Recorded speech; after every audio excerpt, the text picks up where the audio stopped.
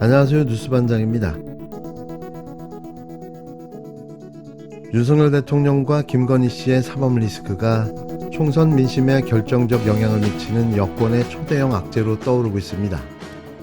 이러한 때를 맞춰 2년 전 검찰이 인지했다며 벌인 민주당 내부의 전당대회 금품 사건을, 그것도 무려 7개월 전 사건의 당사자로 지목된 송영길 전 민주당 대표가 국내에 귀국했지만 아무것도 하지 않던 검찰이 이제와 갑자기 사건을 키우며 급발진을 시작했는데요. 이건 뭘 의미하는 걸까요? 이는 사건을 쟁겨두었다 시기적절한 타이밍에 꺼내서 사용하는 겁니다. 김건희 특검을 덮고 물타기 하려는 전형적인 수작인 거죠. 결국 서울중앙지법 반부패 수사 2부 최재훈 부장검사는 13일 정당법, 정치자금법, 특정경제가중처벌법 등에 관한 법률 위반, 뇌물수수 등의 혐의로 송영길 전 더불어민주당 대표에 대한 구속영장을 청구했습니다.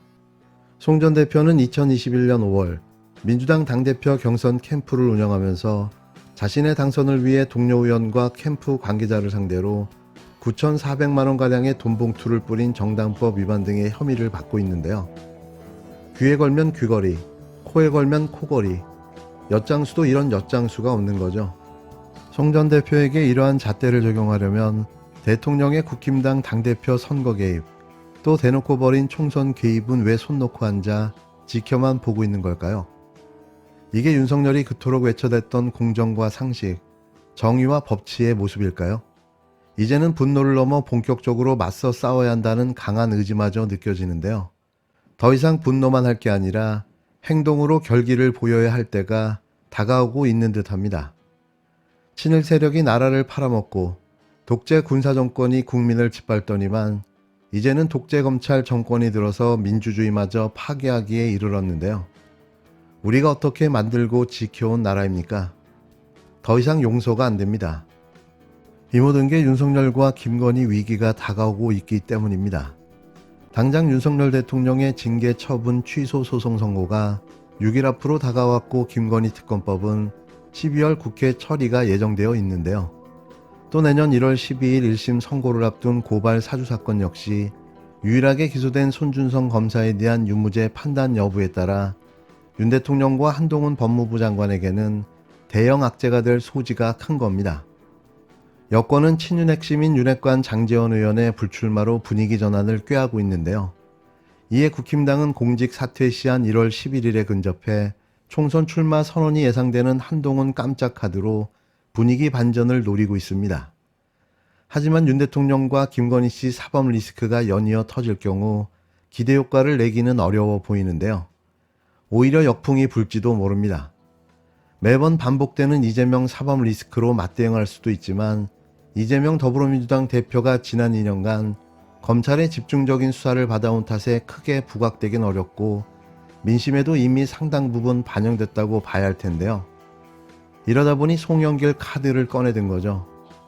총선에서 여당 문제의 핵심이자 본질은 윤 대통령이기 때문에 대통령이 바뀌지 않는 한 백약이 무효이거나 효과에 한계가 있을 수밖에는 없습니다. 친윤 불출마, 사퇴쇼 카드로도 총선에서는 찻잔 속 태풍 정도에 그칠 가능성이 높은데요. 뭐래도 잘 먹히지 않는 거죠. 현재까지 윤 대통령은 김건희 특검법을 거부하는 듯한 기류이고 12월 첫째 주 한국갤럽 여론조사에서 윤 대통령 지지율은 32%로 주저앉은 상태인데요.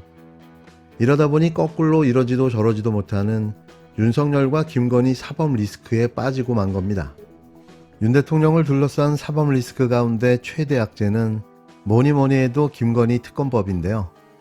민주당은 김건희 씨의 도이치모터스 주가 조작 연루 의혹 특검과 대장동 50억 클럽 의혹 등 2개의 특검 법안을 28일 열리는 국회 본회의에서 처리하겠다는 방침입니다. 또 그렇게 될 것으로 보여지는데요. 문제는 이후 윤 대통령은 수용과 거부권 행사 선택지 가운데 하나를 택해야 하는데 어느 쪽 길로 가든 총선의 여권에 미치는 악영향은 거의 비슷할 것이라는 관측이 많습니다. 수용을 할 경우에는 총선 전국이 특검 국면과 뒤섞이면서 김건희 이슈가 블랙홀이 될 가능성이 높은데요.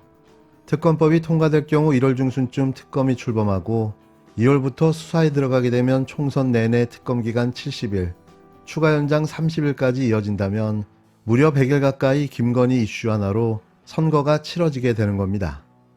검사 출신 유상범 국힘당 의원은 12일 SBS 라디오 김태현의 정치쇼에 출연해 거부권을 행사하지 않으면 결국 내년 총선까지 오로지 김건희 특검 이슈가 결국 모든 언론을 장악하게 될 것이라고 목매는 소리를 해댔는데요.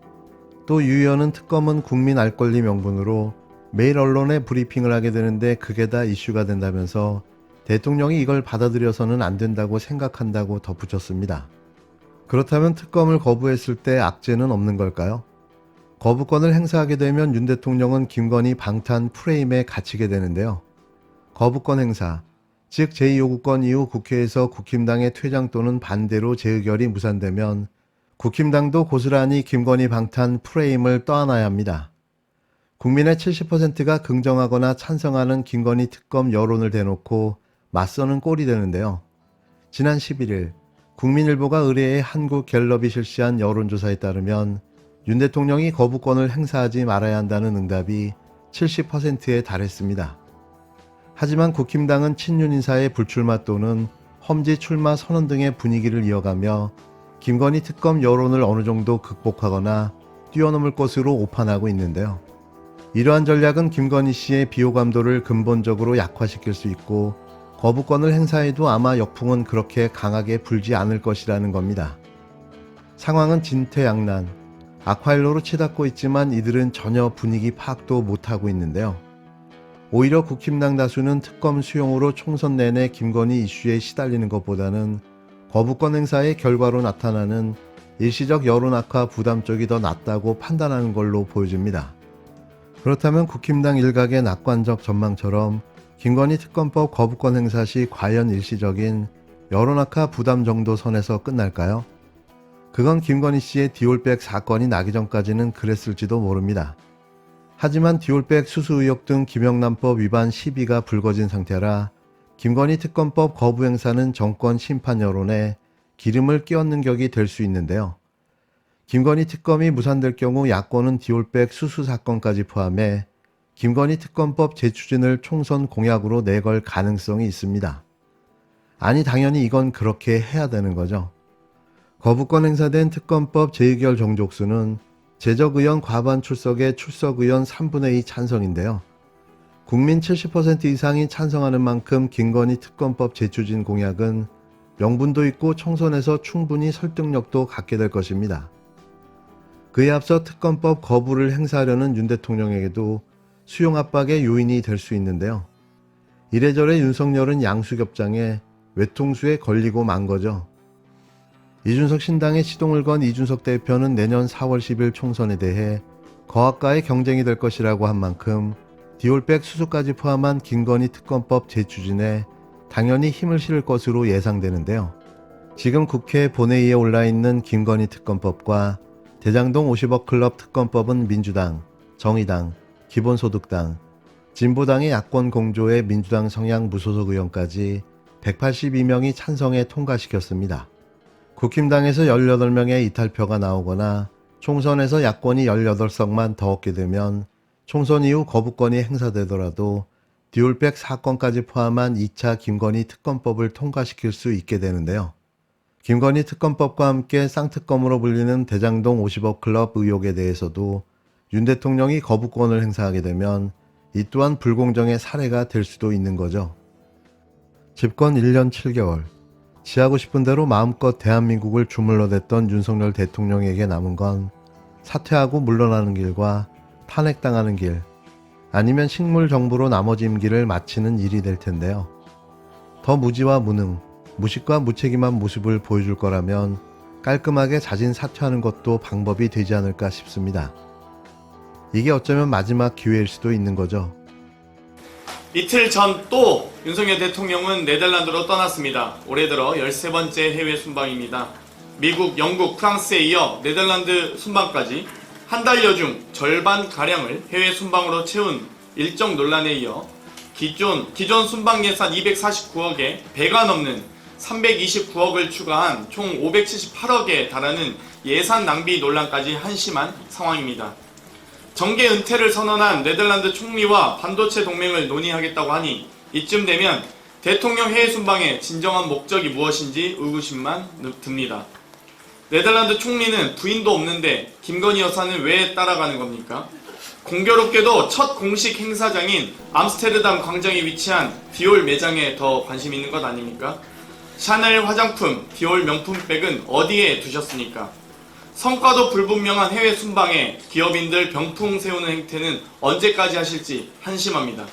1호 영업사원의 성과를 알려주십시오. 이제 윤석열 대통령께 요청드립니다. 윤석열 대통령께서는 해외 순방이 아니라 대한민국 방한을 요청드립니다.